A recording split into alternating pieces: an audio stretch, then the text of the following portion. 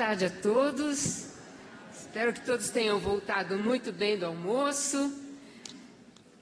E eu quero dizer para vocês que eu estou muitíssimo feliz de estar aqui, por vários motivos. Primeiro, porque é um evento maravilhoso, estou tendo a oportunidade de rever amigos, colegas que nós só vemos a cada 2 ou 4 anos nos eventos. Então, é uma excelente oportunidade, aprendendo muito com todos. O outro motivo é porque estou em Porto Alegre. E eu sou paulista, mas meu marido é gaúcho. Então, eu aprendi com a minha sogra que aqui é a terra onde tudo se planta, colhe. E o que mais floresce é tudo que planta, é o amor.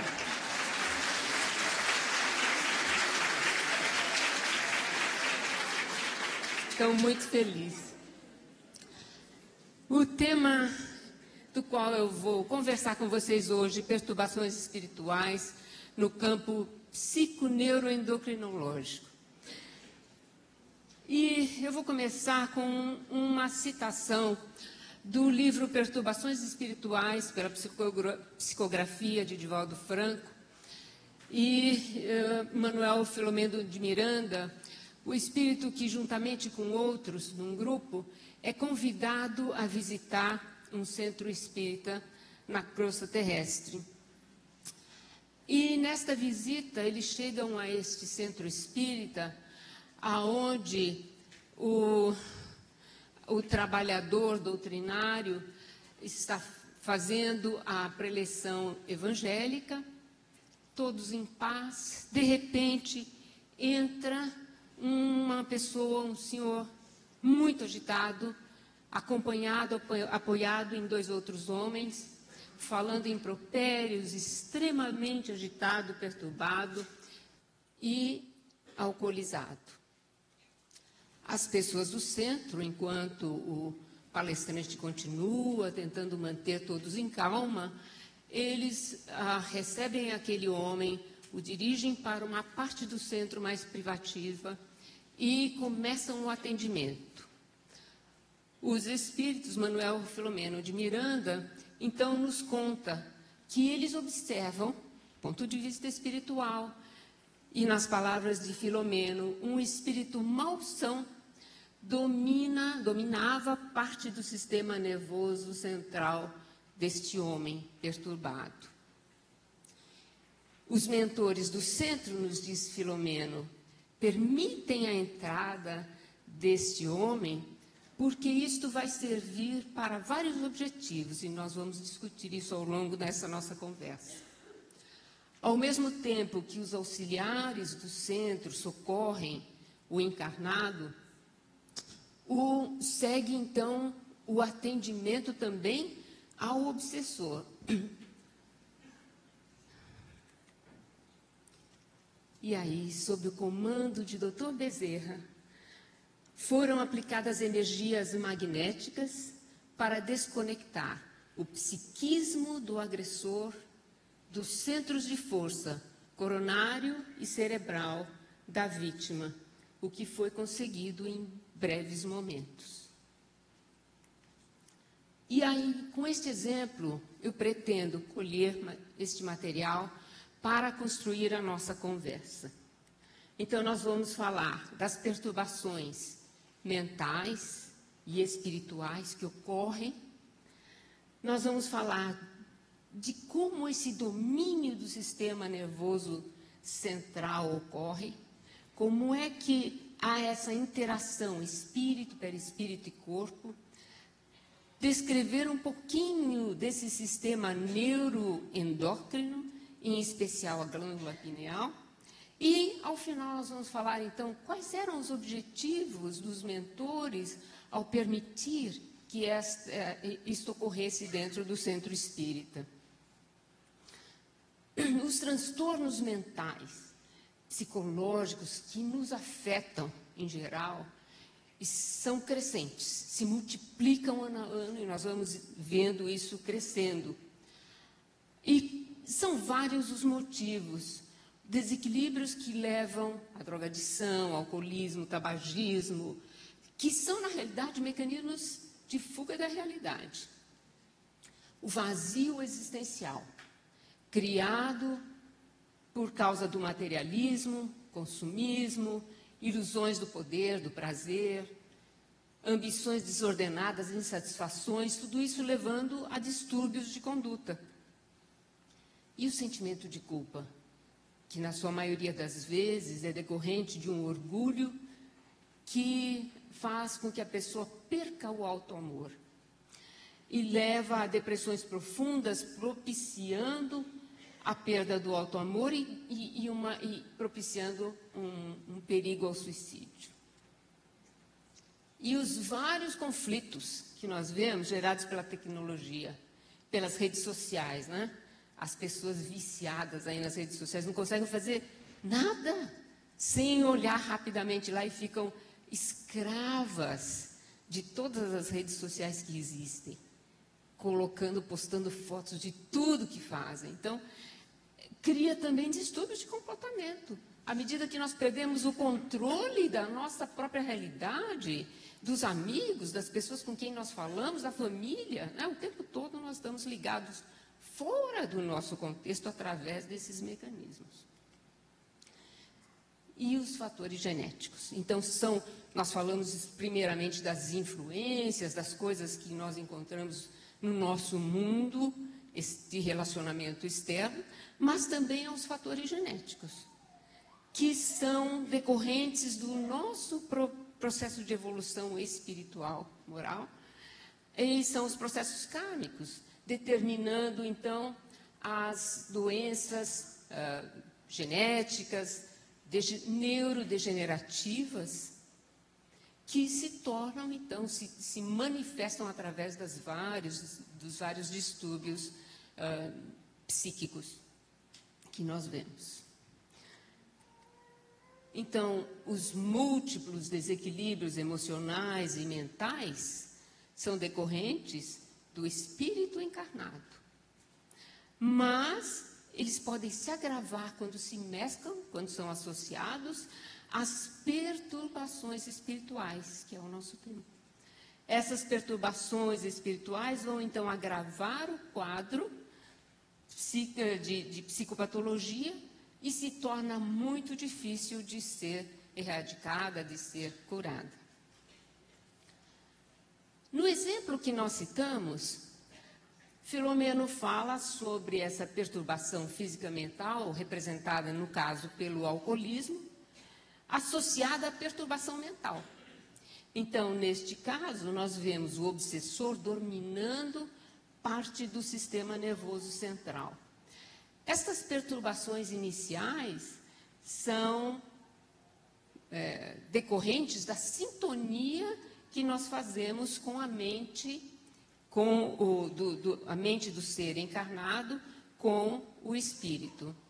E podem ser influências de tempo curto, influências até consideradas obsessões simples, que não geram uma psicopatologia, mas no momento que os nossos problemas morais são problemas crônicos, e depois Filomeno conta que este caso era um caso de recidiva, essa pessoa entrava e saía de problemas e não conseguia sair, então o obsessor esta era uma obsessão crônica, era uma obsessão grave, porque ela realmente fazia ligação crônica com o encarnado, com o paciente. Então, estas obsessões podem se transformar em obsessões graves. Mas nós nos propomos a falar sobre as perturbações espirituais que afetam o sistema neuroendócrino. Por enquanto, nós estamos falando da parte cerebral, né? De como afeta o sistema nervoso, não chegamos ao endócrino. Mas é com André Luiz que nós vamos aprender,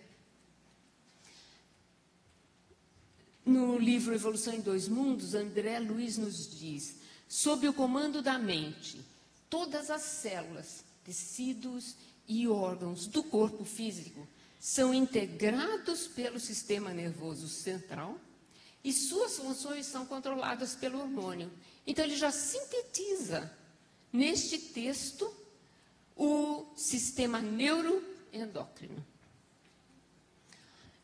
A interação espírito-corpo se dá pela mente, que transmite os impulsos do pensamento. Evidentemente, nós sabemos, a mente é atributo do espírito e não do corpo, como já foi discutido ontem, né?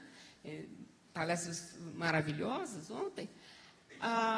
E faz, então, transfere ou comunica estes impulsos para o perispírito, numa interação, uma teoria de uma interação quântica do pensamento. Não vou discutir física quântica aqui. Não ouso chegar lá, só para descrever. E quando se fala em mente, né, existem ainda aqueles que defendem, e eu estou falando de profissionais da área médica e científica, que ainda defendem ferrenhamente que a mente é um produto do cérebro físico. Mas, ao mesmo tempo, já há uma corrente maravilhosa, até de pesquisas, comprovando o contrário. E é muito interessante este trabalho do Dr. Pandya, um neurocirurgião indiano, que no fim da sua carreira, depois de aposentado, ele faz uma reflexão e publica esse artigo muitíssimo interessante. Na reflexão, ele pensa: quantas vezes eu já fiz uma cirurgia no sistema nervoso central? Será que alguma vez eu seccionei a mente? Onde estaria a mente dentro do cérebro físico? Como eu vou encontrar a mente em um órgão que pesa 1.300 gramas e contém 100 bilhões de neurônios? Uma reflexão muito bonita para, no fim, ele chegar à teoria, né, ou à hipótese dele, convicção dele, de que a mente realmente não está naquela forma física, está fora dela. E se nós vemos aí os relatos de experiência de quase morte, né, como nós vimos já o Dr. Pim Van Lommel no seu trabalho magnífico, publicado no Lancet em 2001, através das suas pesquisas, no fim desse trabalho científico, ele coloca na conclusão: eu não sei explicar como isto ocorre, essas experiências de quase morte. O que eu tenho certeza é de que a mente não estava naquele cérebro, porque o cérebro estava isoelétrico. O cérebro estava absolutamente inerte. Então, isso nos dá o conforto de que em pouco tempo nós estaremos falando com mais convicção do que nós já acreditamos, do que nós já sabemos do ponto de vista espírita, de que a mente é um atributo do espírito. E neste relato de Filomeno, ele diz que sob o comando de Dr. Bezerra são aplicados passes ou vibrações energéticas para desconectar o psiquismo do agressor dos centros de força coronário e cerebral da vítima. Então, agora ele já coloca uma definição maior de aonde está ocorrendo esta conexão. Nós sabemos que a conexão se faz primeiro do espírito, através da mente, ao perispírito. Então, estes centros de força são centros de força do perispírito, o qual rege, através desses centros de força, todos os órgãos do corpo físico. Então, faz conexão direta com o corpo físico. E, de novo, vamos ver em André Luiz, esse texto maravilhoso, está no livro Entre a Terra e o Céu. Os centros de força constituem um veículo de células elétricas que podemos definir como um campo eletromagnético no qual o pensamento circula em circuito fechado. Então, de uma forma sintética, nós podemos ver o pensamento circulando através desses centros de força, fazendo conexão com todas as partes do nosso corpo físico. E de todos os centros de força, o principal, o fundamental, é o centro coronário. Então, vamos falar um pouquinho do centro coronário, que está, então, no perispírito, mas está em conexão com a parte anatômica do corpo físico, que se chama de encéfalo. E o centro coronário é, então, o centro de força, de expressão máxima do nosso corpo físico, devido ao seu alto potencial de radiações. E é considerado, André Luiz considera, o centro coronário como sendo a sede da mente, né, onde nós encontramos o corpo mental. E eu não vou falar muito disso, porque também ontem já se falou bastante sobre isso. Às vezes é fácil a gente fazer palestra quando nós temos palestrantes ilustres e nós estamos ali no meio do programa. Porque a gente diz assim, eu não vou falar muito disso, porque ontem quem me precedeu falou bastante disso.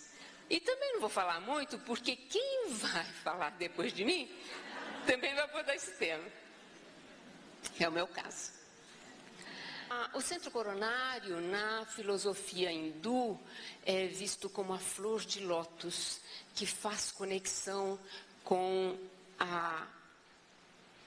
o transcendente. E André Luiz, vocês vão me ver falar o tempo todo de André Luiz. Coloca esse texto muito bonito. Dele emanam as energias de sustentação do sistema nervoso, sendo o responsável pela alimentação das células do pensamento e o provedor de todos os recursos eletromagnéticos indispensáveis à estabilidade orgânica. Então, esta é a importância deste centro de força, o centro coronário, que expressa as forças do próprio espírito encarnado. Então, nós, como espíritos, transmitimos os nossos pensamentos, as nossas emoções, através do centro coronário, que está no nosso perispírito, para agir em todo o nosso organismo. Mas, ao mesmo tempo, é através do centro coronário que nós recebemos as influências espirituais, sejam elas de nível elevado ou não. Então, através deste centro, nós podemos equilibrar ou desequilibrar a constituição orgânica, de acordo com a sintonia que nós fazemos, de acordo com as vibrações que estão sendo transmitidas por este centro coronário, que não são apenas a do próprio espírito encarnado, mas são as vibrações do encarnado moduladas com aquelas com quem nós fazemos conexão.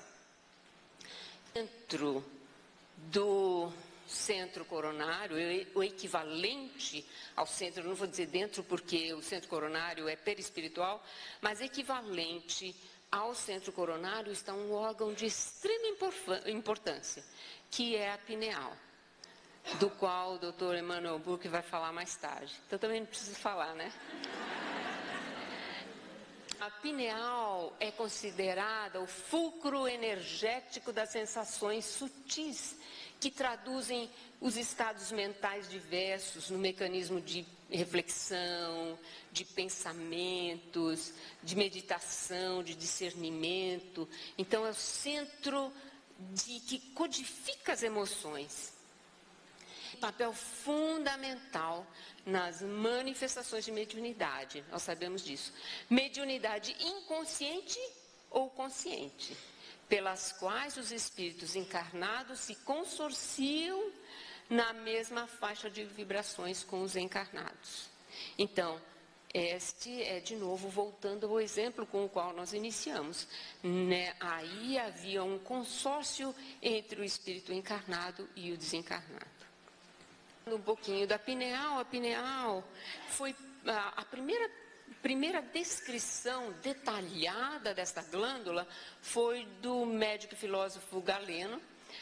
E imaginem que a estrutura é tão pequena, do tamanho de um grão de arroz, 5 a 8 milímetros, mas que ela tem um formato de pinha, de cone. E aí Galeno deu o nome de konareion em grego, que significa pinha, formato da pinha, e hoje nós chamamos de pineal. Mas Galeno, nos seus escritos, já deixa lá relatado que a pineal era conhecida desde a antiguidade. E ele diz que a pineal já havia sido estudada pela Escola de Anatomia de Alexandria. Só que não existem documentações, porque tudo isso foi destruído. Então não se sabe, mas Galeno já relata isso nos seus escritos. Só que Galeno ele não dá importância que a pineal tinha na antiguidade. A pineal na antiguidade era conhecida já como um elemento de conexão extrasensorial. E Galeno coloca a pineal como um reles pseudo-órgão do cérebro. Mas antes de Galeno, ela tinha uma importância na gênese de doenças da alma. Então, Galeno volta ou retira esse atributo da pineal, diz que ela é apenas um apêndice pseudoglandular que cobre a face posterior e dorsal do diencéfalo, e então ela perde um pouco deste sentido de conexão com a face, com as emoções.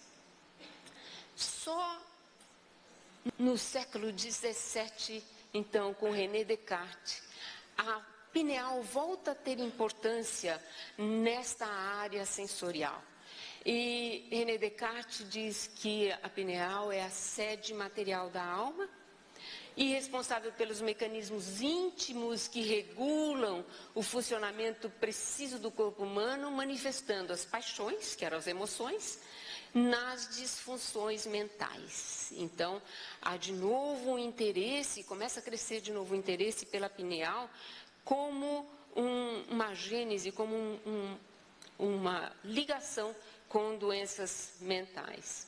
E Descartes influencia não só os estudiosos do seu século, como até no século XVIII, e aí volta a ideia das paixões, das emoções, gerando doenças mentais. E é curioso que, aqui eu tenho a referência de um artigo que seria muito interessante se vocês quiserem ler. É um artigo escrito por médicos de uma universidade da Espanha, e eles fazem um histórico, desde a antiguidade até os tempos modernos, sobre o papel da pineal. É muito interessante, de onde eu tirei muitos desses dados. Então, eles relatam aí uma coisa que eu achei muito curioso, que no século XVIII chamou de tratamento moral. Ou seja, eles tentavam a cura, o tratamento, a terapia das doenças mentais através de manipulação das emoções.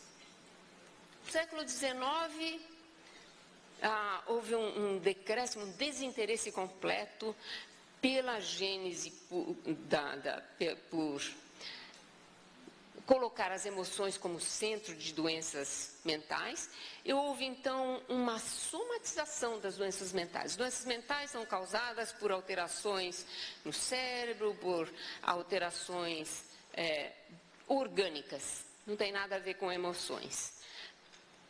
Mas em 1958 a pineal começa ou volta a ter um maior interesse, porque em 1958 foi o ano em que se descobriu melatonina. Um grupo de cientistas, entre eles o Dr. Axel Rod, do National Institute of Health, nos Estados Unidos, e um grupo grande, descobriram a síntese do hormônio melatonina. E a pineal, aí então, passa a ter um interesse científico, né, como órgão endócrino. Só aí a pineal passa de uma estrutura interna cerebral a ser um órgão endócrino, porque se descobre que ela produz um hormônio. Mas, para nossa felicidade, houve os nossos companheiros, Giancarlo, Jorge e os seus colaboradores, escreveram esse artigo que foi publicado numa revista científica nos Estados Unidos, dizendo que André Luiz, no espírito, antecipou a existência da melatonina, antecipou o papel endócrino na pineal. Isso é um marco para nós, porque este artigo é um artigo científico que está lá fora. Tudo é dessa forma que acontece. Os trabalhos científicos precisam estar em revistas razoavelmente de um certo impacto para atingir a população científica, a população médica, enfim. Este artigo é um desses. Então, está divulgando essa história de que existia já este conhecimento antecipando a descoberta científica.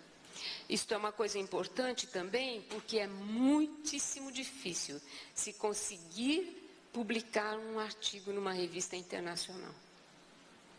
Como então a glândula pineal passa a ser sistema endócrino, eu vou falar para vocês só numa figura o que é esse sistema neuroendócrino. Então nós vemos aqui o cérebro, né, a pineal ali no centro do cérebro, muito pequenininha no centro do cérebro, diretamente em contato com o sistema límbico, que é o tálamo e hipotálamo, o diencéfalo, e nós vemos aqui embaixo a hipófise ou pituitária, que é onde está a pituitária. A hipófise é a glândula mestra do sistema endócrino.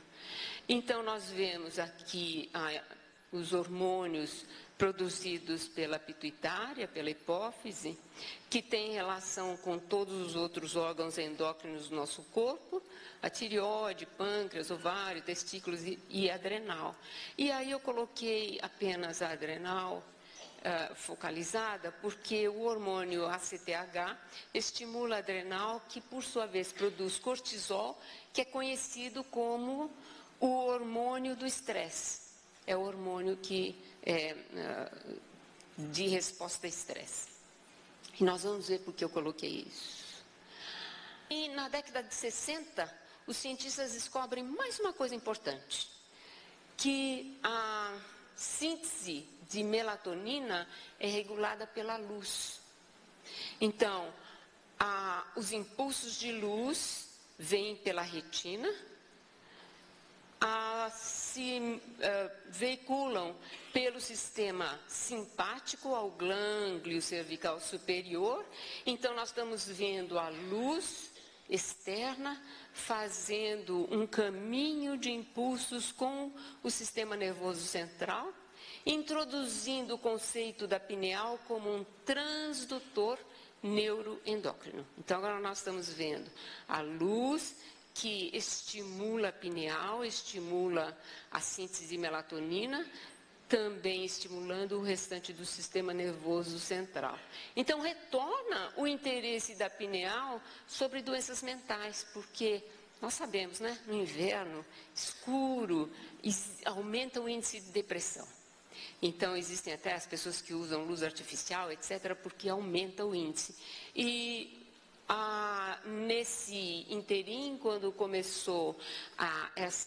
houve essa descoberta, houve um interesse enorme. O mercado não vencia a venda de melatonina. Todo mundo queria comprar melatonina, né? Ou porque não conseguem dormir, ou porque dormem muito, ou porque ficam deprimidos, etc. Mas isso gerou muito interesse. Na década de 70, descobriu-se que a melatonina estava associada a um aumento de cortisol em algumas doenças depressivas. Então, lembram do cortisol, a CTH, que é produzido via sistema hipofisário? Então, agora nós estamos vendo uma relação direta do hormônio produzido pela pineal com os hormônios produzidos pela pituitária, ou hipófise. Então, se descobriu uma inter-relação entre o sistema hipotálamo, hipófise e adrenal e a pineal. Isso foi em 79. A demonstração de que a pineal possui receptores para praticamente todos os hormônios hipofisários. Também uma descoberta em 79. Então, as hipóteses de associação entre alterações do nível de melatonina também foram estabelecidas com outras doenças mentais. Bulimia, esquizofrenia, ansiedade. Então, agora nós estamos vendo pesquisas neste nível, doenças psiquiátricas relacionadas com alterações do nível de melatonina. Volta a pineal a ter um interesse dentro da classe médica em relação às doenças mentais. E já ouvimos falar da doutora Candice Pert hoje, a nossa companheira já falou dela. A doutora Candice Pert foi fundamental nesse conceito novamente, que ressurge, eu diria, das emoções participando das nossas respostas orgânicas. A doutora Candice Pert era ainda uma estudante de pós-doutorado no National Institutes of Health, quando ela descobriu os receptores dos opioides. Ela relata isso no livro dela, Moléculas da Emoção. Ela ficou muito triste, digamos, ou até um pouco revoltada, porque a descoberta foi dela como estudante de pós-graduação, e quem levou a fama foi o chefe do laboratório. Mas isso, para nós que trabalhamos em pesquisa, é uma coisa até habitual. Mas ela se desgostou muito. E depois de muito trabalho, ela publica este trabalho em 1985, numa teoria que ela propõe, em que os neuropeptídeos e os seus receptores formem uma rede psicossomática, né? E em 1997, então, ela lança o livro Moléculas da Emoção. Depois de um tempo, depois de 85, 90, ela se desencanta do mundo científico, praticamente abandona o mundo científico, e ela começa, então, a participar de palestras, de lugares onde ela pode divulgar esta ideia da rede psiconeuronal, esse network, e começa a fazer uma interação com budistas e etc., e um monte de grupos espiritualistas. Então, fez um trabalho até mais importante do que talvez o científico, como ela começou. Uma pessoa incrível. Dando um exemplo do início, onde Filomeno diz, os mentores do centro permitiam a entrada do homem perturbado por vários objetivos. Quais eram esses objetivos? A demonstração de que estes processos de perturbações espirituais podem ocorrer e como é que isto ocorre. A interação do mundo espiritual, que é inerente a todos, como nós já falamos no início. Essa interação só vai depender de nós mesmos. Depende de como é que nós estamos vibrando. Se nós vamos fazer interação com espíritos mais elevados, ou se nós estamos vibrando ódio, raiva, inveja, etc., ou nos vários vícios, fazendo conexão com espíritos menos elevados. E aí nós vamos sofrer essa influenciação que pode ser crônica, que era o caso descrito. O dom, então, de interação, como eu disse, que é um dom da mediunidade, é inerente a todos em diferentes graus. Algumas pessoas são médiuns de alta capacidade e outros apenas têm percepções, né? Há sempre, Filomeno diz, há sempre espíritos generosos e diligentes aguardando sintonia, eles não nos invadem, aguardando a sintonia com os encarnados, mas da mesma forma também há espíritos em categorias inferiores de evolução. A questão, portanto, com quem fazemos sintonia. Outro objetivo era demonstrar como é que nós podemos socorrer os portadores de perturbações mentais. Então, aí nós vimos que o tratamento efetivo precisa ser um tratamento associado. No mundo maior, André Luiz nos diz, a personalidade não é obra da usina interna das glândulas, é produto da química mental. Nós não solucionaremos problemas tão complexos quando há essas associações com espíritos perturbadores apenas com intervenção médica sem atingir a intimidade da causa. A causa não está apenas no cérebro físico, está além disso. Se nós não alcançarmos esta causa, nós podemos aliviar e o caso vai recidivar, vai voltar. Então, é necessário que nós possamos reconhecer que nós precisamos chegar na causa. E aí é onde nós precisamos trabalhar o paradigma médico-espírita, fazendo o tratamento dos distúrbios da alma, em associação com o tratamento físico.